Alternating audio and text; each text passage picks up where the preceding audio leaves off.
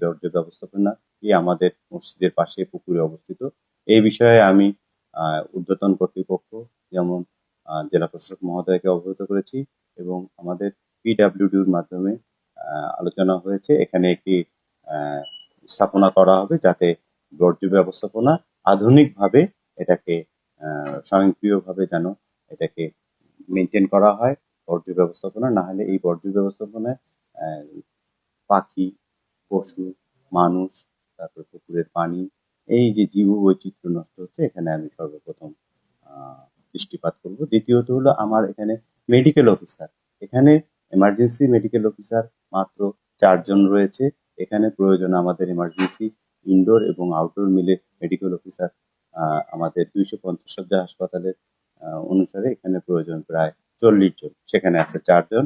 এজন্য আমরা এই 10 ভাগের 1 ভাগ জনবল মেডিকেল অফিসার দিয়ে এমার্জেন্সি ইনডোর এবং আউটডোর চালাচ্ছি। এটা হলো সবচেয়ে মানে জটিল বিষয়। আরেকটি বিষয় হলো আমাদের এখানে একটি পুলিশ বক্স লাগবে, কারণ আমাদের এখানে যে মাত্র 47 জন আউটসোর্সিং নিয়েছে, মাত্র এখানে 2 জন হলো নিরাপত্তা প্রহরী আর 2 জন সরকারি ভাবে আছে। এই 4 জন দিয়ে এত বড় কমপ্লেক্স পাহারা দেওয়া ঠিক নয়। এই জন্য আমরা যদি পুলিশ বক্স বা এখানে নিরাপত্তার জন্য আমরা চেয়েছি জেলা প্রশাসক মহোদয়ের কাছে।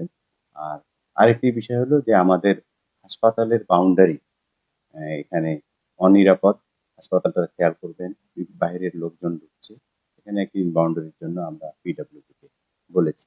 আর আরেকটি সমস্যা হলো আমাদের এখানে যে আমাদের হাসপাতালটিকে, যেহেতু 250 শয্যা বিশিষ্ট হাসপাতাল, এখন ভর্তি আছে আজকে 491 জন হাসপাতাল রোগী, সেখানে 250 শয্যা খাবার বরাদ্দ। এই খাবারটি যদি আমাদের এই 491 জন্য সরকার থেকে আসে তাহলে আমাদের জন্য সুবিধা হয়।